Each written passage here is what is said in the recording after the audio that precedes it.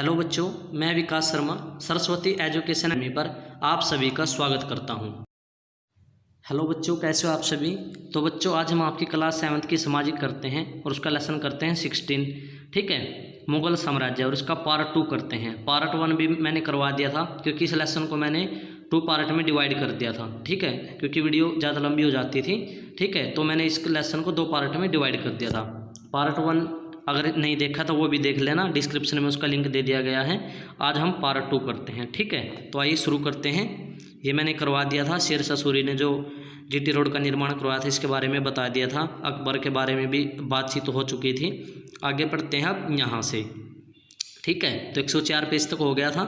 अब यहाँ पढ़ते हैं आगे 105 पेज जो आपका। ठीक है, तो हालांकि कुछ राजपूतों ने उसकी सत्ता स्वीकार नहीं की। ये बातें हो रही हैं अकबर के बारे में। ठीक है, क्योंकि अकबर ने एक राजपूतों की लड़की थी राजकुमारी जोधाबाई, उससे विवाह कर लिया था। ठीक है, तो अब हम अकबर के बारे में ये सारी बातें पढ़ रहे हैं। हालांकि कुछ राजपूतों ने उसकी सत्ता स्वीकार नहीं की थी, किसकी? अकबर की। इसलिए उसने अनेक उनके साथ युद्ध किए और उन राजपूतों के राज्य को अपने अधिकार में ले लिया। उसने 1568 ईस्वी में राणा प्रताप के साथ हल्दी घाटी का प्रसिद्ध युद्ध लड़ा। तो क्वेश्चन आ जाए कि 1568 ईस्वी में किसका युद्ध हुआ, कहाँ हुआ और किस किस के बीच हुआ। तो 1568 ईस्वी में राणा प्रताप और अकबर के बीच युद्ध हुआ हल्दी घाटी में। ठीक है, जो इतिहास के रक्त रंजित, रक्त होता है खून हमारा, ठीक है, खून ही खून हो गया था इस युद्ध में। युद्धों में से एक था। 8000 से अधिक राजपूत सैनिक इसमें मारे गए थे। क्योंकि राणा प्रताप के बारे में आप सभी ने नाम सुना ही होगा, बहुत महान शासक थे ये भी। तो अकबर ने इसको भी हरा दिया था तथा इस टूरों ने जौहर कर लिया था।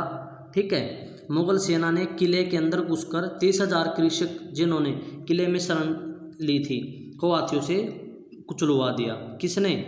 अकबर ने। ठीक है, निसंदेह राणा प्रताप एक स्वाभिमानी शासक था। उसने आत्मसमर्पण नहीं किया, क्योंकि राजपूत आदमी ऐसे होते हैं, मर जाएंगे लेकिन किसी के सामने घुटने नहीं टेकेंगे, भाई मैं तेरा गुलाम बन गया। ठीक है, उन्होंने आत्मसमर्पण नहीं किया, यानी अपने आप को उसको नहीं सौंपा। उसने गुरिल्ला युद्ध नीति द्वारा मुगल सेना को परेशान करना जारी रखा। ठीक है, गुरिल्ला युद्ध नीति भी आगे पढ़ेंगे, आपके लेसन में दी हुई है। 1579 ईस्वी में जब अकबर पूर्व में साम्राज्य विस्तार में व्यस्त था, तब उन्होंने अपने राज्य का एक बड़ा भाग वापस हासिल कर लिया। ठीक है, आगे पढ़ते हैं। अकबर ने एक विशाल साम्राज्य की स्थापना की। इसके बाद उसने पश्चिम में गुजरात तथा पूर्व में बंगाल व उड़ीसा के क्षेत्रों पर विजय प्राप्त की। गुजरात पर आधिपत्य यानी अधिकार कर लिया। उसने गुजरात की उपजाऊ भूमि उपलब्ध कराने के साथ साथ यूरोपियों तथा अरबी लोगों के साथ समुद्री व्यापार में भी सहायता प्रदान की।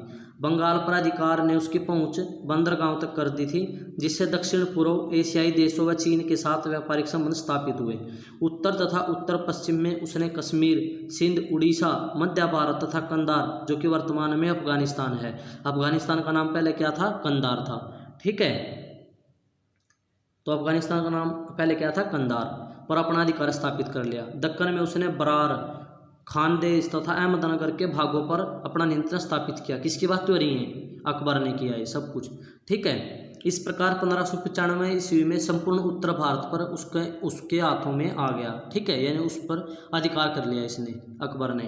अकबर का विशाल साम्राज्य पश्चिम में हिंदू कुश से, पूर्व में ब्रह्मपुत्र तथा उत्तर में हिमालय से दक्षिण में गोदावरी तक फैला हुआ था। अकबर ने आगरा के निकट फतेहपुर सीकरी नामक नगर की स्थापना की। तो क्वेश्चन आ जाए, फतेहपुर सीकरी नगर की स्थापना किसने की? अकबर ने। किसके निकट है फतेहपुर सीकरी? आगरा के, और उसे अपनी राजधानी बनाया। तो क्वेश्चन आ जाए, फतेहपुर सीकरी को किसने अपनी राजधानी बनाया? अकबर ने।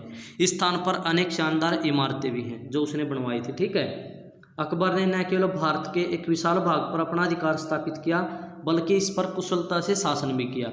वह एक सहिष्णु राजा था जो चाहता था कि सभी धर्म के लोग एक साथ शांतिपूर्वक रहें। ठीक है, अकबर का निजी जीवन बहुत सुखद नहीं था। उसे अत्यधिक मदिरापान के कारण हुई अपने 2 पुत्र की मृत्यु का दंश झेलना पड़ा। साथ ही उसका पुत्र राजकुमार सलीम भी इसके विरुद्ध खड़ा था। अकबर की मृत्यु 1605 ईस्वी में हुई। ठीक है, तो अकबर की मृत्यु कब हुई? 1605 ईस्वी में। उसे सिकंदरा में उसके मकबरे में दफनाया गया। तो क्वेश्चन आ जाए कि अकबर को कहाँ दफनाया गया? सिकंदरा में। ये देखो सिकंदरा का मकबरा, यहाँ पर इसको दफनाया गया था। उसकी मृत्यु के बाद उसका पुत्र सलीम यानी जहांगीर, जहांगीर का ही नाम क्या है? सलीम। उसकी गद्दी पर बैठा। ठीक है, तो अकबर का पुत्र कौन आया? जहांगीर। ठीक है, तो मैंने फर्स्ट पार्ट में एक ट्रिक बताई थी सभी के नाम याद करने के लिए। बादशाह, बी से बाबर जो पहला मुगल साम्राज्य संस्थापक था, उसके बाद उसका बेटा एच से हुमायूं, हुमायूं का बेटा अकबर, और अकबर का बेटा जे से कौन आया? जहांगीर, जिसको हम सलीम के नाम से भी जानते हैं। आगे कौन आएगा?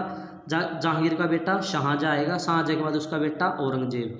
तो ये बादशाह कोड आपको याद रखना, अपनी कॉपी में नोट कर लो, ताकि मुगल साम्राज्य के आपको ये पता लग जाए कौन किसका बेटा है, कौन किसका पिता है। ठीक है, तो बी से बाबर, बाबर का बेटा हुमायूं, हुमायूं का बेटा अकबर, अकबर का बेटा जहांगीर, जहांगीर का बेटा शाहजहाँ, शाहजहाँ का बेटा औरंगजेब। ठीक है, तो हम पढ़ रहे हैं जे से जहांगीर। ठीक है, 1605 ईस्वी में सिंहासन पर बैठने के साथ ही राजकुमार सलीम ने अपना नाम जहांगीर, जिसका अर्थ है विश्व को जीतने वाला, रख लिया। वह अपने पिता के शासन के समय अवध व बंगाल का सामंत था, जहाँ पर उसने प्रशासन का अनुभव प्राप्त किया।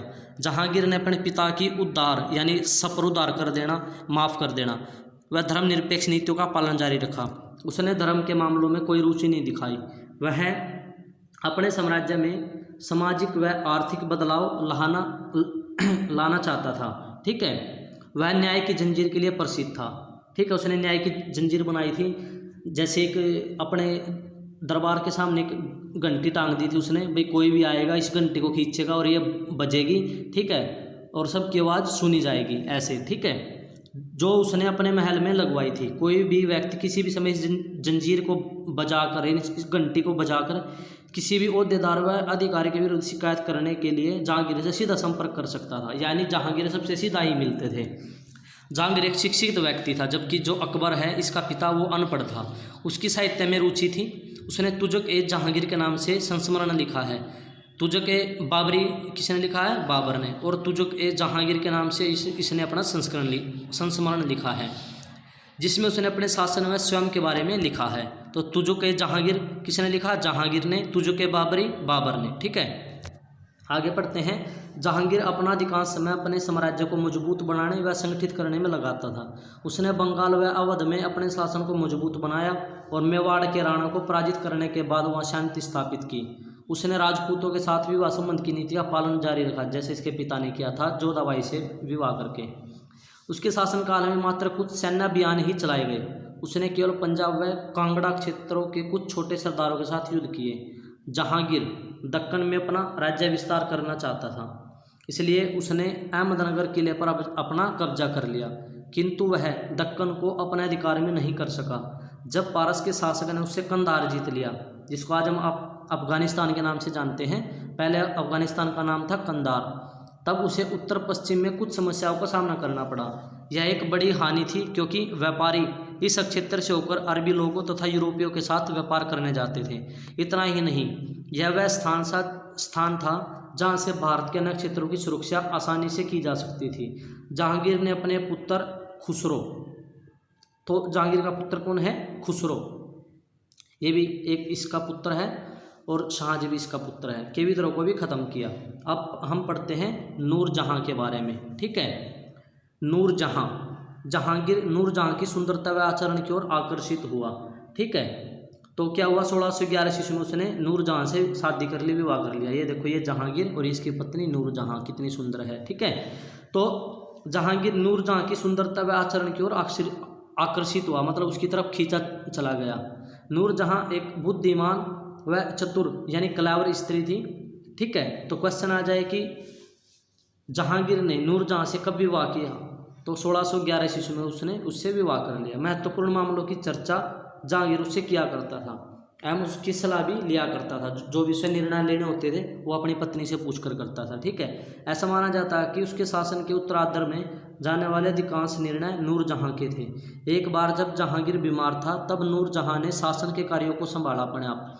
वह एक शक्तिशाली स्त्री बन गई थी।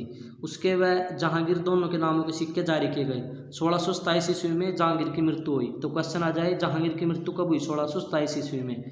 उसने सार्वजनिक जीवन को त्याग दिया तथा अपनी मृत्यु तक लाहौर में शांतिपूर्ण जीवन व्यतीत किया। अब हम आगे करते हैं जहांगीर का बेटा शाहजहाँ यानी ऐसे। ठीक है, जहांगीर की मृत्यु के पश्चात उत्तराधिकारी के लिए युद्ध छिड़ गए। भाई कौन बनेगा उत्तराधिकारी, क्योंकि खुसरो भी इसका बेटा था ना जहांगीर का, लेकिन जहांगीर का बेटा शाहजहां, ठीक है, इसकी गद्दी पर बैठा, जिसमें राजकुमार खुर्रम विजयी हुआ क्योंकि उसने अपने सौतेले भाई शाहरयार तथा उसके 2 पुत्रों व अन्य परिवारजनों की हत्या कर दी थी। वह शाहजहां अर्थात विसव का शासक के नाम से सिंहासन पर बैठा। तो शाहजहां का मतलब क्या है? विसव का शासक, ठीक है। और जहांगीर का मतलब क्या था? विसव को जीतने वाला, ठीक है। तो उसने प्रारंभिक शासनकाल में शाहजहां को बहुत से विद्रोह का सामना करना पड़ा था। सर्वप्रथम उसने बुंदेला राजपूतों को और फिर दक्कन में अफगानी शासकों को पराजित कर दिया, यानी हरा दिया। उसने 1633 ईस्वी में दक्कन पर हमला किया तथा अहमदनगर पर अपना कब्जा कर लिया। उसने बीजापुर व गोलकुंडा को अपने साथ शांति संधि पर हस्ताक्षर करने के लिए, अपनी सत्ता स्वीकारने के लिए तथा वार्षिक हर्जाना देने के लिए बाध्य कर दिया। भाई ये चीज़ तो तेरे को करनी पड़ेगी। ये युद्ध भावी मुगल सम्राट औरंगजेब के नेतृत्व में लड़े गए थे। ये शाहजहां रहा, आपको दिख रहा होगा, और ये इसकी पत्नी है मुमताज महल, जिससे बहुत ही मोहब्बत करता था, प्यार करता था, ठीक है। तो आइए इसके बारे में और भी पढ़ते हैं। इसके पश्चात शाहजहां ने कामरूप यानी असम पर अधिकार कर लिया। तो असम को पहले किस नाम से जाना जाता था? कामरूप। वह मध्य एशिया को अपने नियंत्रण में करना चाहता था, लेकिन वह पारसियों के साथ बलख व ये क्या है बंदा कशान पर नियंत्रण के लिए किए गए युद्ध में सफल नहीं हुआ। कंधार यानी अफगानिस्तान पर भी पारसियों के नियंत्रण में रहा। शाहजहां इंजीनियर किंग के नाम से विख्यात है क्योंकि उसने अनेक शानदार इमारतों का निर्माण करवाया, लेकिन वह सबसे अधिक ताजमहल के निर्माण के लिए जाना जाता है। इसने अपनी पत्नी मुमताज महल की याद में बनवाया था ताजमहल, है ना। जितने भी मिस्त्री लगे हुए थे फिर इसने सबके हाथ कटवा दिए थे उनके, ठीक है ना। किसने? शाहजहां ने, ताकि ऐसा कोई दोबारा ताजमहल ना बना सके। आप उसके जीवन के इस पहलू के बारे में पढ़ेंगे, ठीक है। तो शाहजहां को अपने अंतिम वर्षों में कठोर यातनाएं सहनी पड़ी। 1657 ईस्वी में वह बीमार पड़ गया। कौन? शाहजहां। उसके 4 पुत्र थे, दारा शिकोह, शाह शुजा, औरंगजेब तथा मुराद बख्श थे, जिनके बीच उत्तराधिकारी होता है। बाप की मृत्यु के बाद जो गद्दी पर बैठेगा उसको बोलते हैं उत्तराधिकारी। के लिए युद्ध छिड़ गया। औरंगजेब इस युद्ध में विजयी बनकर उभरा। उसने अपने मुख्य शत्रु दारा की हत्या कर दी, यानी अपने भाई की हत्या कर दी, तथा शाहजहां को आगरा के लाल किले में कैद करके, यानी अपने पिताजी को ही लाल किले में कैद करके वह स्वयं सिंहासन पर बैठ गया। कौन? औरंगजेब। 1666 ईस्वी में शाहजहां की मृत्यु हो गई। तो क्वेश्चन आ जाए कि शाहजहां की मृत्यु कब हुई? 1666 ईस्वी में, तथा उसकी देखभाल उसकी पुत्री जहां आरा ने की। तो क्वेश्चन आ जाए कि शाहजहां की पुत्री का क्या नाम था? जहां आरा, ठीक है। ताजमहल में उसे उसकी पत्नी की कब्र के बराबर में ही दफनाया गया, मुमताज महल जिसको नाम से जानते हैं हम, ठीक है। तो ज्ञान कोश के बारे में पढ़ते हैं कुछ।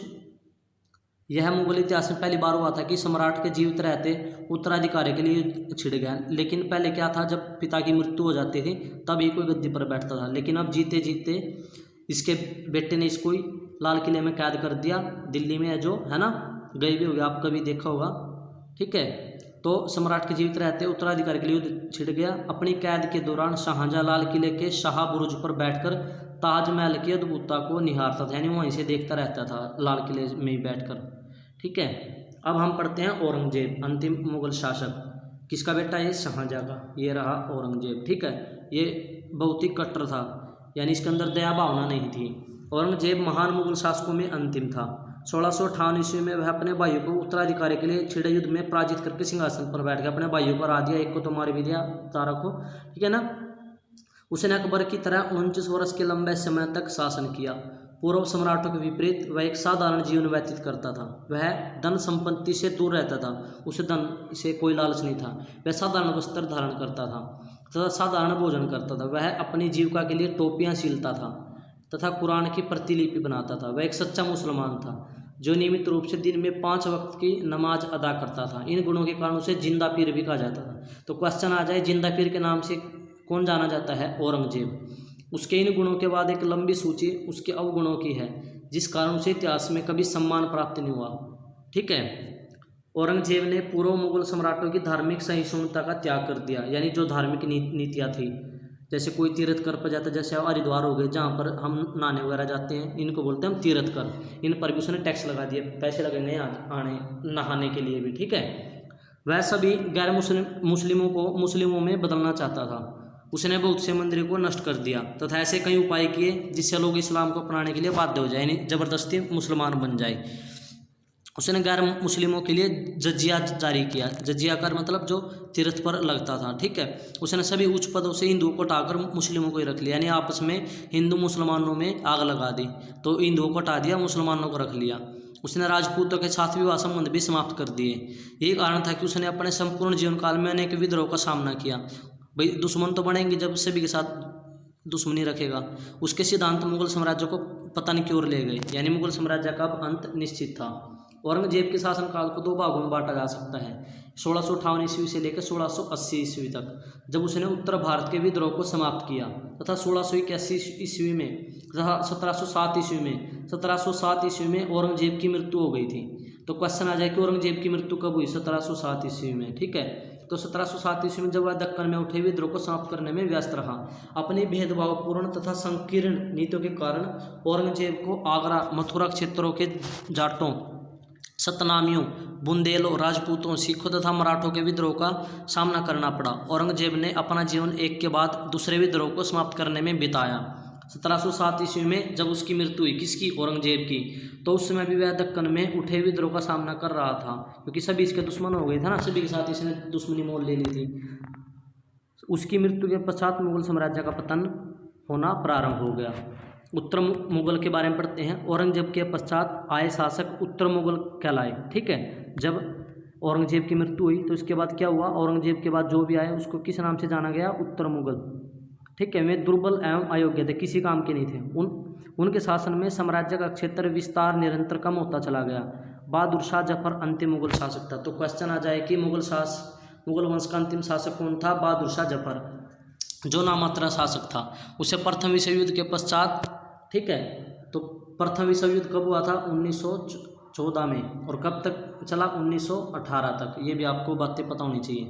उसे प्रथम विश्व युद्ध के पश्चात रंगून, म्यांमार में देश निकाला दे दिया गया। किसको? बहादुर शाह जफर को, और इसकी मृत्यु हो गई। तो क्वेश्चन आ जाए कि अंतिम मुगल बादशाह बहादुर शाह जफर की मृत्यु कब हुई?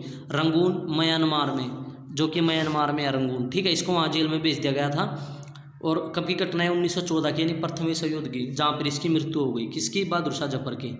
इसके साथ ही मुगल वंश का अंत हो गया, ठीक है। तो आइए कुछ शब्द भंडार पढ़ते हैं। राजप्रतिनिधि क्या होता है? वह व्यक्ति जो राजा के बीमार या बालक होने की स्थिति में उसके स्थान पर शासन करता था। जौहर क्या होता है? राजपूत पुरुषों के युद्ध में पराजित होने की स्थिति में उनकी स्त्रियों का अपने सम्मान की रक्षा के लिए संयुक्त आत्मदाह करना, ठीक है। अपनी पत्नियों को सौंप देना फिर, ठीक है। गुरीला युद्ध नीति क्या होती है? शत्रु सेना को अचानक या रात्रि में आक्रमण करके परेशान करना। नमाज क्या होती है? मुस्लिमों का प्रार्थना करने का एक तरीका। जजिया क्या होता है? गैर मुस्लिमों से लिए जाने वाला कर, यानी टैक्स, ठीक है। ये कुछ आपके क्वेश्चन हैं, ठीक है। इनको आप देख लेना। जिसने दोनों पार्ट देख लिए हैं ये उनको आसानी से समझ में आ जाएंगे। ये ब्लैंक इसलिए छोड़ दिए गए हैं, नहीं तो मैं भी इनको फिल कर सकता था। देखता हूँ कितने बच्चे इन क्वेश्चनों को अटैम्प्ट कर लेंगे, ठीक है। तो वीडियो पॉज कर करके इन क्वेश्चनों का आप देख लेना और कमेंट में मुझे बताना किसी ने कितने क्वेश्चन कर लिए हैं, ठीक है।